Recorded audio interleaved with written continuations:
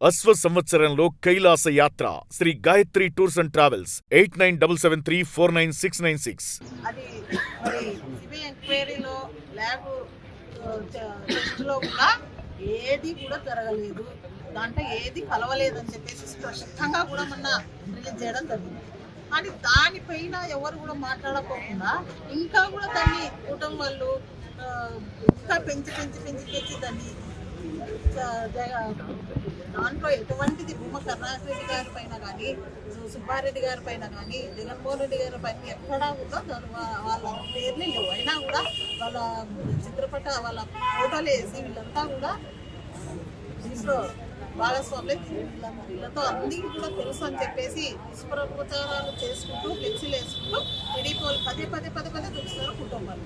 దాన్ని ప్రశ్నించిన అమ్మటి రాంబాబు గారు అయితేనేమి, ఒక మహిళా మాజీ మంత్రి అయిన వీరరాజన్ గారు అయితేనేమి, మరి జోగి రమేష్ గారు అయితేనేమి, వీళ్ళందరూ కూడా ప్రశ్నిస్తే వాళ్ళ ఇళ్ల పైన దాడి ఎక్కడక్కడే ఆడ ల్యాబ్ టెస్ట్ చేసినప్పుడు దాంట్లో ఏమీ లేదు, ఏం కలవాలని అని చెప్పినారు. అంతటితో ఆగాక వాళ్ళు చేసినటువన్నీ కూడా అబద్ధాలన్నీ ప్రజానీకానికి తెలియకూడదని చెప్పేసి ఏదో ఒకటి డైవర్షన్ పాలిటిక్స్ చేసుకుంటా వీళ్ళంతా పదే అబద్ధాలు చేసుకుంటా వీళ్ళు చేసిన అబద్ధాల ప్రచారానికి కొన్ని కోట్ల మంది ఆ ప్రసాదం తిన్న వాళ్ళంతా కూడా ఈరోజు వాళ్ళ మనోభావాలు అయితేనేవి, వాళ్ళ ఆలోచనలు అయితేనేవి దెబ్బతినే పరిస్థితికి తీసుకొచ్చినారు. ఈరోజు ప్రపంచవ్యాప్తంగా కలియుగ దైవుని ప్రపంచవ్యాప్తంగా ప్రతి ఒక్కరు కూడా కొలిచే దేవుణ్ణి కూడా రాజకీయాలకు వాడుకుంటున్నారు ఈ కుటుంబాలు. నిజంగా కూడా వీళ్ళందరూ కూడా భగవంతుడు మంచి ప్రసాదించాలి ఇలాంటి వాళ్ళకి. ఇలాంటివి కూడా ఇది కాదు, ఇది తప్పు, మాట్లాడకూడదని ప్రశ్నించిన గొంతులను కూడా ఈరోజు మన జరిగిన వాళ్ళ పార్టీ ఆఫీస్ మీద అయితేనేమి, అమ్మటి పార్టీ ఆఫీస్ అయితేనేమి, ఇళ్ల మీద అయితేనేమి దాడి చేసుకుంటూ ఈరోజు జోగి రమేష్ గారికి నింపి పెట్టడం కూడా జరిగింది. ఇలాంటివి ప్రోత్సహిస్తున్న వాళ్ళని ఖచ్చితంగా మరి చర్యలు తీసుకోవాలి.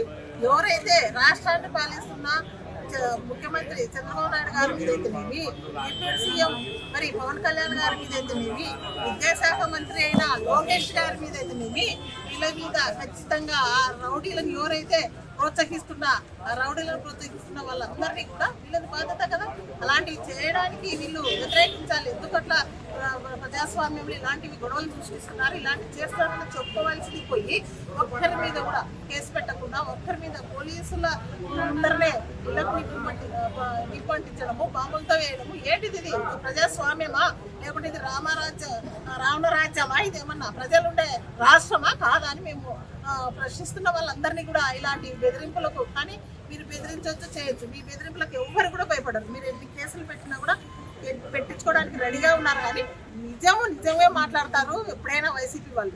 ప్రజలకు ఎప్పుడు కూడా అండగానే ఉంటారు, మీరు ఎన్ని ప్రలోభాలు సృష్టించినాము. కాబట్టి ఈరోజు మేమంతా కూడా ఈ 11 స్టేషన్లో సిఐ గారికి మరి ఈరోజు అర్జీ ఇవ్వడం జరిగింది. ఖచ్చితంగా ఈ రౌడీలను ఎవరైతే ఇలాంటి ముఠాలని ఎవరైతే ప్రేరేపిస్తున్నారో వాళ్ళందరినీ కూడా మరి చర్య తీసుకోవాల్సింది. రాష్ట్రాన్ని పాలించేది ముఖ్యమంత్రి గారే కదా, ఆయనే రాష్ట్రానికి రారాజు కదా.